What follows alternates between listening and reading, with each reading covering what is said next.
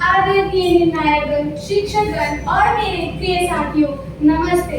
मेरे भाषण का शीर्षक है सावित्रीबाई से कल्पना चावला तक।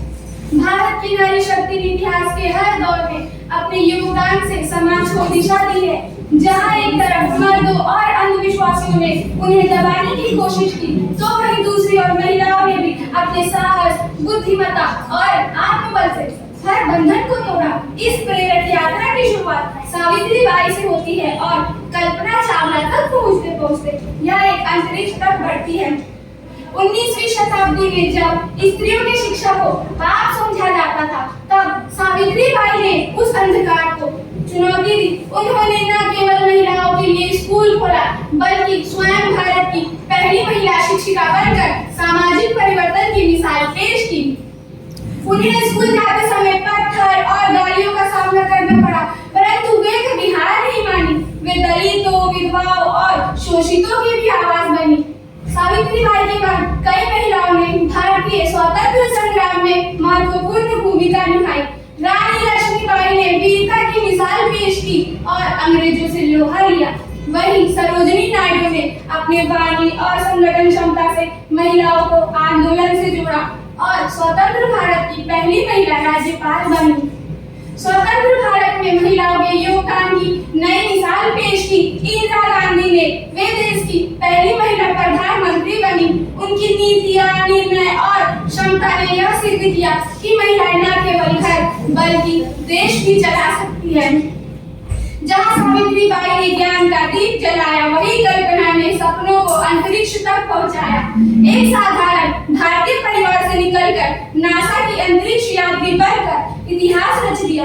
उनका पूरा जीवन इस बात का प्रमाण है कि कोई भी सपना बड़ा नहीं होता अगर उसमें मेहनत और जुनून हो।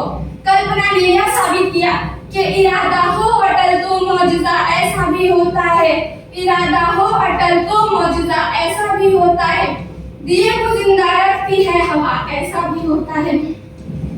सावित्रीबाई फुले और कल्पना चावला दोनों ने पुरुष प्रधान समाज की रुकावटों को तोड़ते हुए इतिहास रचा।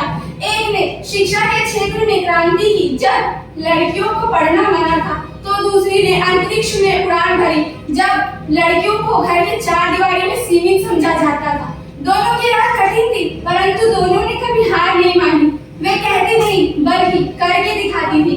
उनकी कहानियां हमें सिखाती है कि अगर साहस हो तो समाज की हर बेड़ी तोड़ी जा सकती है।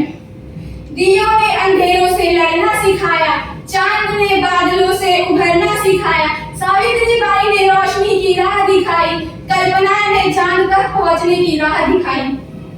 सावित्रीबाई फुले से कल्पना चावला तक की यात्रा भारतीय नारी की संघर्ष, शक्ति और सफलता की कहानी है। यह महिलाएं व्यक्तित्व ही नहीं बल्कि प्रतीक है, शिक्षा की, क्रांति की, वीरता की और आत्मनिर्भरता की।